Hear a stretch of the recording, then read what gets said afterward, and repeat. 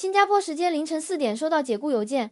这不是硅谷的个案，这是刚刚发生在 Meta 新加坡总部的客观情况。跨国科技巨头宣布在全球削减近8000个工作岗位，他们把资金和算力全面转移到人工智能核心业务。身处亚太枢纽的新加坡分部直接受到冲击，很多人以为这只是一次普通的财务收缩，客观事实是，这是一场由 AI 驱动的结构性岗位替代。我们来看一组具体的人力资源数据，那些从事基础代码编写、常规数据分析和系统维护的岗位，被自动生成代码工具替代的概率已经超过 60%。纵观当前的全球科技产业，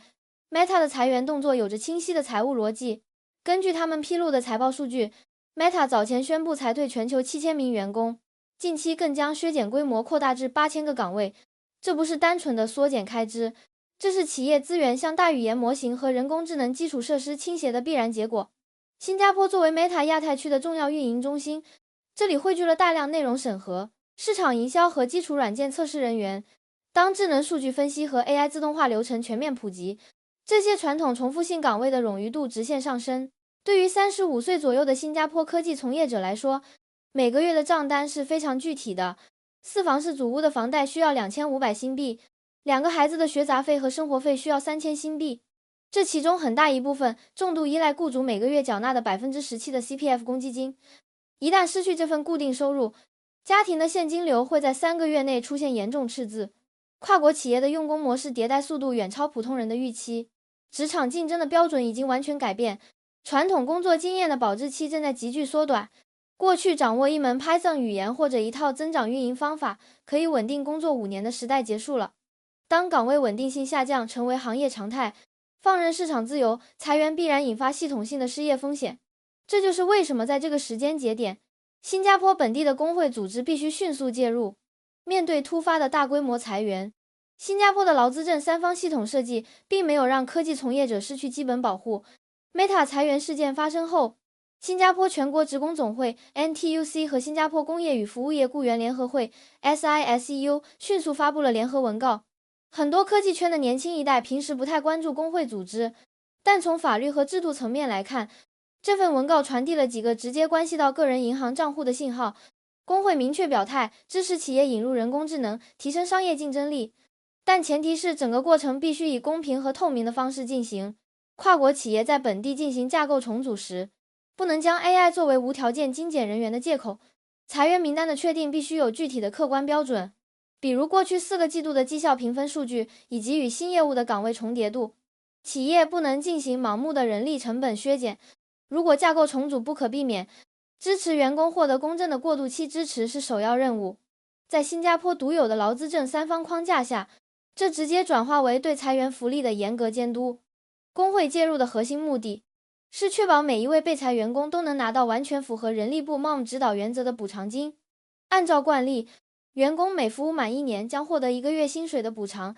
如果你在 Meta 工作了5年，这就是5个月的工资。这笔资金是你接下来寻找新工作的储备现金流。工会会确保这笔钱不会被企业以任何理由打折。工会还提出，企业在引入新技术时，必须为现有员工提供技能提升的培训机会，企业必须承担起员工再培训的成本。这种机制大幅度提高了跨国企业在新加坡随意裁员的隐性门槛。对于35岁背负房贷的职场人而言，理解这一层本地制度逻辑，就能在面对 HR 递过来的裁员通知书时保持冷静。你知道背后有一套成熟的劳工保障体系在制衡企业的单项决策。有了制度保障只是解决问题的第一步，真正能让你快速恢复稳定收入的，是接下来要拆解的就业与职能培训中心 ERI 的具体服务。在 AI 重塑产业结构的时代，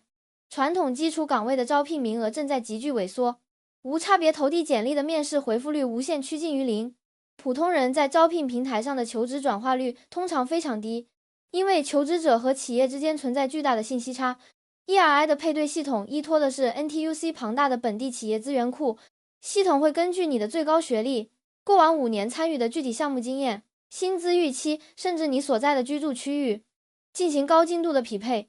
这个数据库不仅包含传统的金融和商贸岗位，更覆盖了数字运营、智慧政务、网络安全等新兴的高薪领域。通过 ERI 的官方渠道投递，你的简历是直接推送到有明确招聘需求的企业 HR 面前。完全跳过了招聘网站机器算法的初筛阶段。35岁遭遇裁员，很多人最大的痛点是自我能力定位模糊。ERI 提供的1对1职业规划导师，不是来给你做心理疏导的，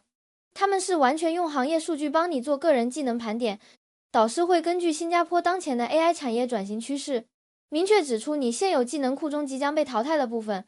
如果你的经验全部集中在传统的数据录入和基础报表制作，导师会帮你重新梳理简历的底层逻辑，提炼出机器目前无法替代的复杂沟通协作、大型项目管理以及跨部门协调能力，这能大幅度提升你的综合面试胜率。如果你发现自己的技术能力确实已经落后于市场需求，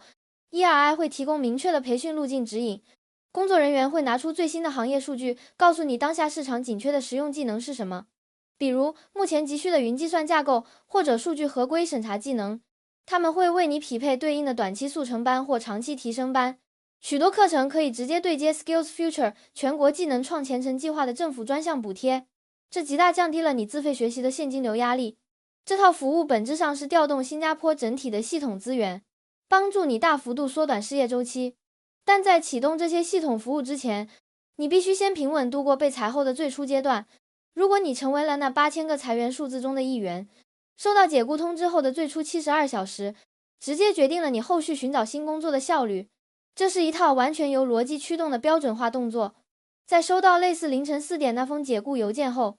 你需要停止一切情绪发泄，仔细核对 HR 发来的离职协议书，确认裁员补偿金的数额是否完全符合新加坡本地的劳资准则。你需要精确计算你的未休年假是否已经全额折现，按比例发放的第13个月花红是否计算准确。如果没有提前通知，待通知金是否足额发放到你的账户。如果在阅读协议时有任何疑虑或条款模糊的地方，绝对不要当场签名。你有充分的法律权利要求带回协议仔细审阅。受影响的员工请直接记录下这个官方沟通渠道。你可以发送邮件至 cgl@netruck.org.sg， 或者在工作时间致电62203345，直接联系新加坡工业与服务业雇员联合会。在与工会工作人员沟通时，不需要任何铺垫，直接说明你的受雇企业名称、具体的岗位层级、目前的补偿争议点以及你需要的具体帮扶措施。NTUC 的工作人员会迅速介入对接，为你提供具有法律依据的实际支持。跨国企业在本地运作必须遵守本地法规，他们绝不会轻易无视工会提出的合理质询。完成这一步后，你需要进行理性的财务与技能盘点，打开你的银行应用和 CPF 公积金账户，精确计算你手头的现金、流动资金以及公积金普通账户中的可用额度。根据这些数据设定一个3到6个月的严格家庭预算红线，立刻削减一切非必要的日常开支。完成财务盘点后，立刻登录 ERI 官网预约1对1的职业指导。在人工智能全面普及的时代，技术的更新换代是客观规律，但新加坡的这套劳工保护系统为你提供了一层坚固的制度保护。按照这些标准化动作去执行，你完全可以把突发的职场危机转化为一次常规的个人项目管理。人工智能技术全面重塑产业结构，这已经是不可逆转的宏观趋势。Meta 削减8000个工作岗位，绝不会是科技行业的最后一次人员震荡。在全行业的剧烈变动面前，情绪上的焦虑是完全没有意义的。只有具体的数据和实际的行动能提供真正的安全感。新加坡之所以能成为全球公认的就业高地，正是因为它在政策上鼓励企业利用 AI 提升效率的同时，建立了一套能够精准支持普通劳动力完成技能迭代的保障系统。对于我们每一个身处其中的职场人来说，与其被动等待行业技术更替带来的裁员通知，不如主动利用好 NTUC 和 ERI 的规则与资源，提前完成个人的职业转型。如果你现在正面临职场方向的选择，或者对目前的行业前景感到迷茫，欢迎在评论区留言，告诉我你目前的具体岗位和遇到的困惑。我们一起用数据和逻辑寻找具体的解决方案。